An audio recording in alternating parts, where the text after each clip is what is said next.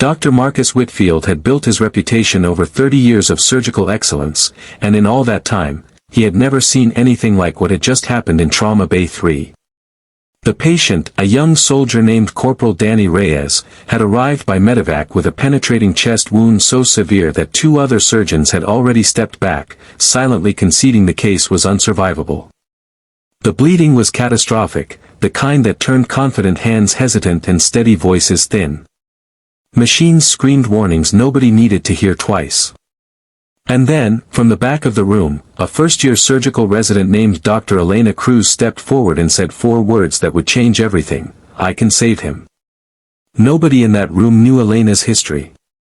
To them, she was simply the quiet resident who kept to herself, who arrived early and left late, who never spoke unless spoken to. She had a habit of standing slightly apart from the others during rounds, her eyes scanning exits and equipment placement the way a soldier might study terrain. Nobody thought much of it. Hospitals were full of quirks. But what none of them knew was that 6 years before she ever picked up a scalpel in a civilian hospital, Elena Cruz had another name, another life, and a set of skills that had nothing to do with medical school. When she moved toward the patient, her hands did not shake. She called for equipment in short, clipped commands that sounded less like hospital protocol and more like something out of a battlefield manual.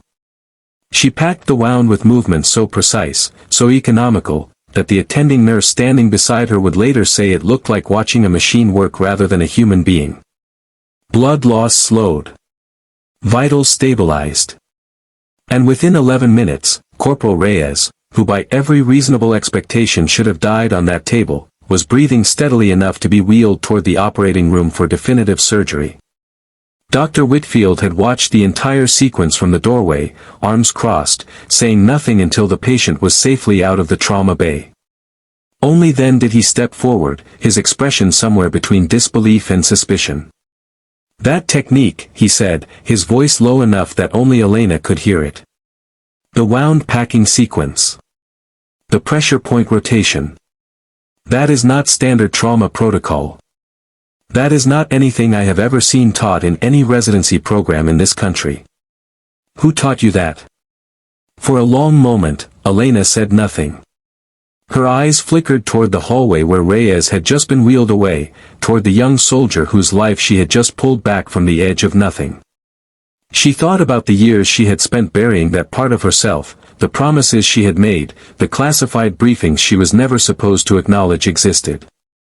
But something about this moment, about this soldier, about the weight of the question hanging in the air, made the old walls crack. She lowered her voice to barely more than a breath and said 2 words that Dr. Whitfield would never forget: Task Force 160. The silence that followed was absolute.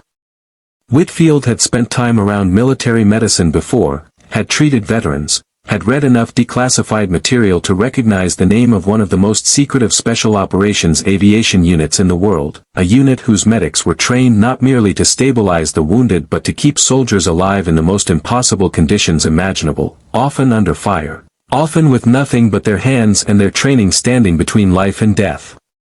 It was not a training pipeline that produced ordinary doctors.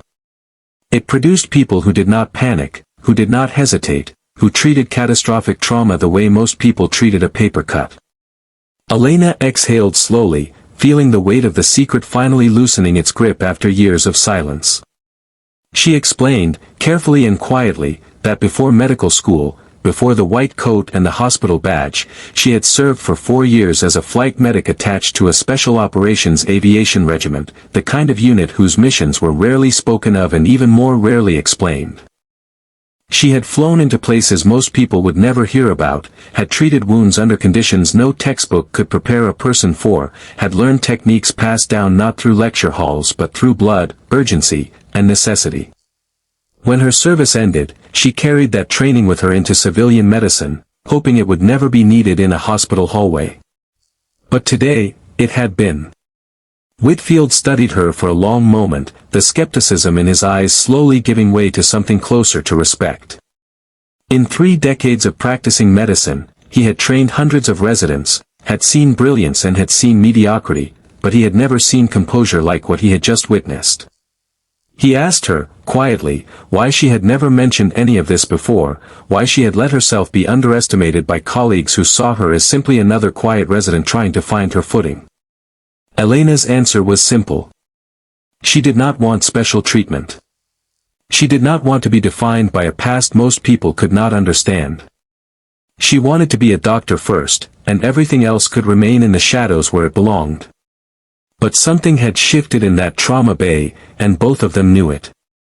Word began to spread through the hospital, not because Elena told anyone, but because nurses talk, and residents talk, and the story of the quiet doctor who saved a dying soldier with techniques nobody recognized was too remarkable to stay contained.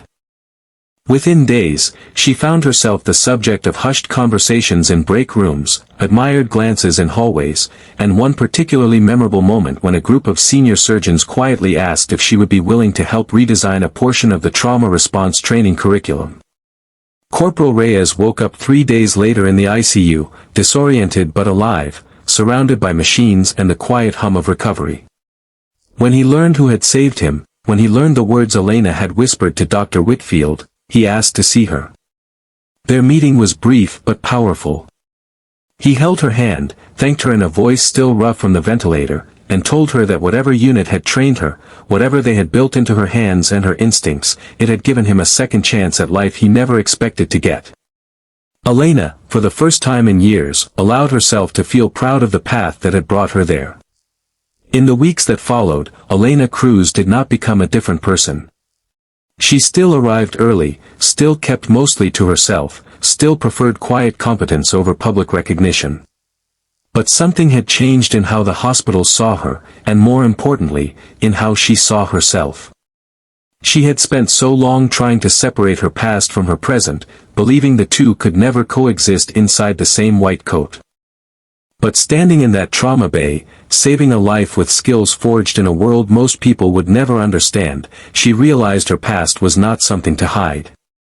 It was the very thing that made her extraordinary. Dr. Whitfield never asked her to explain further, and she never offered more than she already had. Some secrets did not need elaboration, they simply needed to be respected. But from that day forward, whenever a case grew too complicated, too dangerous, too close to the edge of survival, Whitfield would glance toward Elena Cruz, silently trusting that whatever unnamed skill she carried inside her would rise to meet the moment. And it always did. If this story moved you, if it made your heart race and your chest tighten with the same tension that filled that trauma bay, do not let this moment pass without hitting subscribe. Stories like this one, stories of hidden strength, quiet heroism, and the extraordinary people walking among us disguised as ordinary, are exactly what this channel is built to tell. Subscribe now, turn on notifications, and become part of a growing community that believes the most powerful stories are often whispered, not shouted. The next chapter of courage is waiting, and you will not want to miss it.